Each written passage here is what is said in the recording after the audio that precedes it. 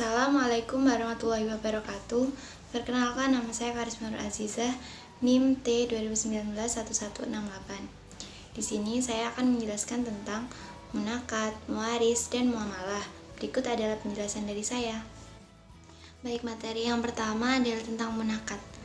Nikah secara etimologi berasal dari bahasa Arab, yang artinya berkumpul dan akad. Nikah merupakan sesuatu yang sangat dianjurkan oleh agama Islam, sesuai dengan firman Allah pada surat An-Nisa ayat 3. Hukum pernikahan ada 5 menurut situasi dan kondisinya. Yang pertama adalah wajib, yaitu bagi orang yang sudah mampu untuk menikah dan nafsunya sudah mendesak. Dan yang kedua adalah sunnah, yaitu bagi orang yang berkemauan untuk menikah, namun ia masih bisa menahan nafsunya. Dan yang ketiga adalah haram, yaitu bagi orang yang tidak mampu memenuhi nafkah haid dan batin calon istrinya dan masih bisa untuk menahan hawa nafsunya. Dan yang keempat adalah makruh, yaitu bagi orang yang lemah syahwat dan tidak bisa memenuhi kebutuhan istrinya. Dan yang kelima adalah mubah, yaitu bagi orang yang tidak terdesak dalam alasan-alasan untuk mewajibkan pernikahan. Selanjutnya, mengapa pernikahan menjadi sesuatu yang dianjurkan menurut Islam? Karena di dalam pernikahan ada banyak kebaikan, di antaranya saling tolong-menolong dan saling menyayangi dalam keluarga. Rukun pernikahan di antaranya adalah yang pertama yaitu tidak ada hubungan mahram, dan yang kedua tidak menikah karena paksaan, yang ketiga calon pengantin adalah muslim dan muslimah, dan yang keempat suami tidak dalam keadaan mempunyai 4 orang istri dan istri tidak dalam keadaan masa iddah. Yang kelima adalah tidak dalam keadaan haji dan umroh, dan yang keenam calon istri tidak berada dalam pinangan orang lain. Apa saja syarat menjadi wali? Yang pertama adalah laki-laki muslim, yang kedua sehat dan berakal, yang ketiga tidak sedang ihram, dan yang keempat ada hubungan nasab. Selanjutnya, apa saja syarat menjadi saksi? Yang pertama adalah laki-laki muslim, yang kedua balik dan berakal, yang ketiga memahami bahasa akad, dan yang keempat tidak sedang ihram, yang kelima tidak ada paksaan, dan yang keenam tidak mengalami tunarungu, tunawicara, dan lain sebagainya. Selanjutnya adalah lafadz akad. Apa saja syarat lafadz akad? Yang pertama adanya pernyataan dari wali, yang kedua adanya penerimaan dari calon suami, yang ketiga menggunakan lafadz pernikahan atau kalimat-kalimat pernikahan yaitu kalimat tajwid, yang keempat dihadiri minimal 4 orang yaitu calon suami dan wakilnya, calon istri dan walinya, dan 2 orang saksi. Mahar yang diberikan calon suami kepada calon istrinya dapat berupa uang, perhiasan, perak, dan lain sebagainya. Dalam Islam ada pernikahan yang dilarang, yaitu nikah gadai, nikah sigar, nikah waris, dan lain sebagainya.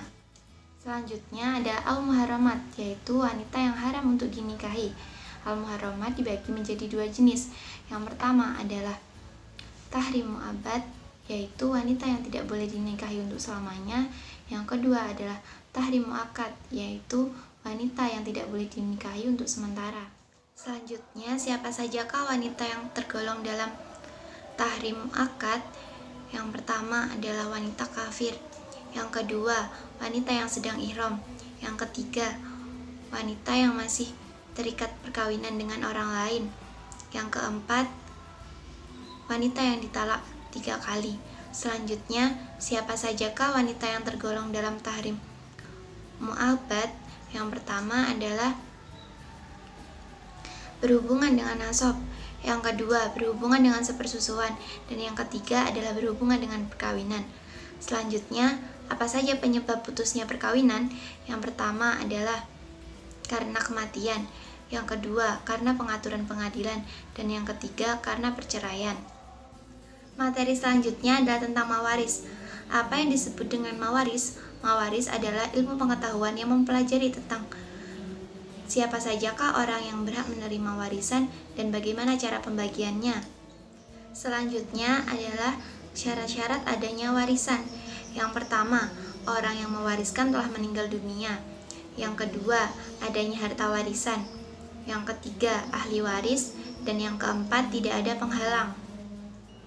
Harta warisan sebaiknya segera dibagikan dan tidak menunda untuk waktu yang lama. Mengapa demikian? Karena dapat menimbulkan masalah atau penghalang. Apa saja penghalang tersebut? Yang pertama adalah ahli waris menikah lagi.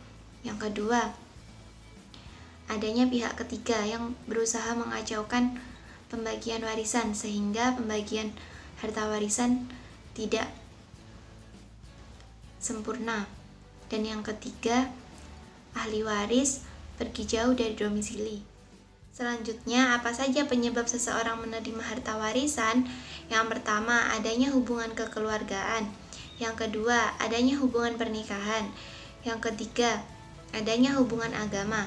Dan yang keempat, adanya kegiatan pembebasan seseorang dari perbudakan. Selanjutnya, apa saja penghalang bagi seseorang untuk mendapatkan harta warisan? Yang pertama, anak dari hasil perzinahan. Yang kedua, adanya pembunuhan, yaitu terbuktinya seseorang ahli waris membunuh mawaris. Selanjutnya, adanya kekafiran. Dan yang keempat adalah perbudakan. Selanjutnya adalah asab al-furuq, yaitu orang-orang yang berhak mendapatkan bagian tertentu dari harta yang ditinggalkan oleh mawaris, bisa setengah, seperempat, sepertiga, seperdelapan, 2/3, dan lain sebagainya. Sedangkan asabah berarti kerabat dari jurusan ayah. Asabah dibagi menjadi dua, yaitu asabah anasabiyah dan asabah asababiyah. Dan yang terakhir adalah hijab. Hijab adalah ahli waris yang dapat menghalangi ahli waris lain untuk mendapatkan bagiannya. Contohnya adalah nenek yang dihijab oleh ibu dan kakek yang dihijab oleh ayah. Sekian materi tentang mewaris. Mari kita beralih pada materi selanjutnya. Baik, materi yang terakhir adalah tentang muamalah.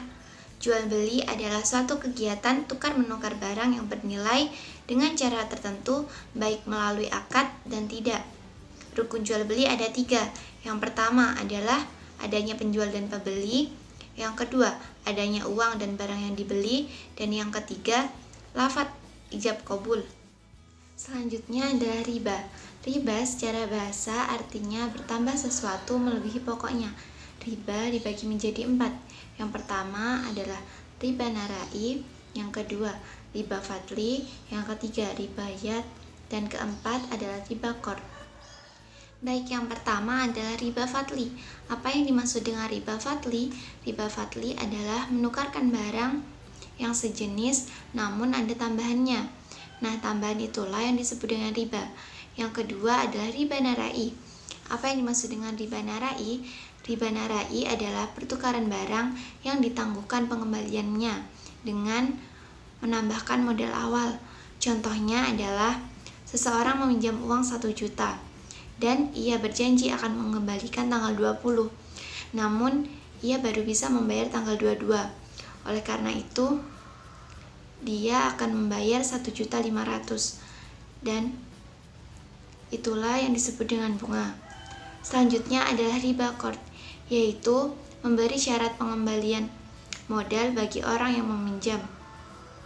Dan yang keempat adalah riba yard, yaitu pembeli dan penjual berpisah sebelum melakukan ijab qabul. Namun, uang dan barang sudah saling terima. Baik, selanjutnya adalah syirkah. Apa yang dimaksud dengan syirkah? Syirkah artinya akad kerjasama yang dilakukan 2 orang atau lebih untuk membangun usaha, di mana keuntungan, modal, kerugian ditanggung bersama. Rukun syirkah ada 4. Yang pertama yaitu sigat, yaitu kesepakatan kontrak kerja. Yang kedua, adanya modal. Modal dapat berupa emas, perak, dan lain sebagainya. Modal tidak harus sama, sesuai dengan kemampuan perorangan. Dan yang ketiga adalah adanya perwakilan untuk melaksanakan usaha. Dan yang keempat, semua harus ikut mengembangkan usaha sesuai dengan kemampuannya masing-masing. Selanjutnya adalah mudharabah. Mudharabah adalah suatu kerjasama di mana satu orang sebagai pemilik modal atau penanam modal, dan yang kedua adalah orang yang melaksanakan usaha atau sebagai pengelola modal.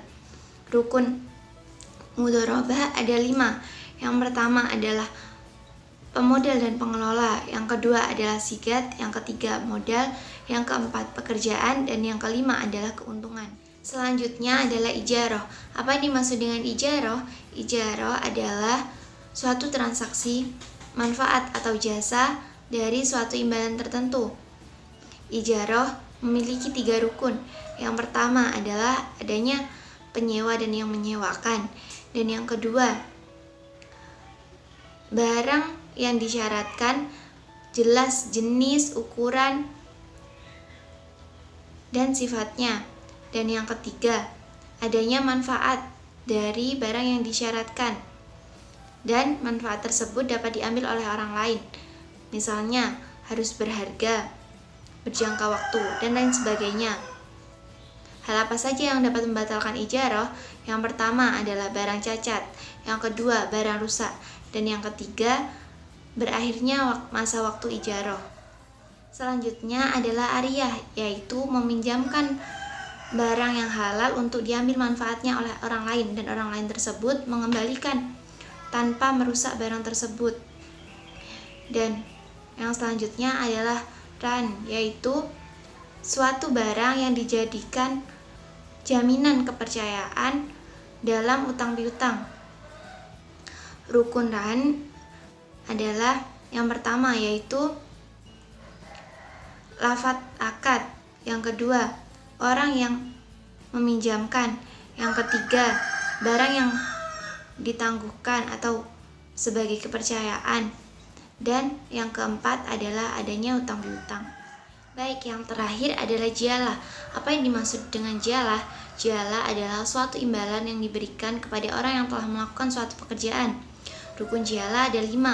Yang pertama adalah lafadz, yang kedua orang yang menjanjikan upahnya, dan yang ketiga pihak yang melakukan ziyalah, yang keempat pekerjaan yang telah dilakukan, dan yang kelima upah yang telah dijanjikan. Cukup sekian dari saya, kurang lebihnya mohon maaf. Wassalamualaikum warahmatullahi wabarakatuh.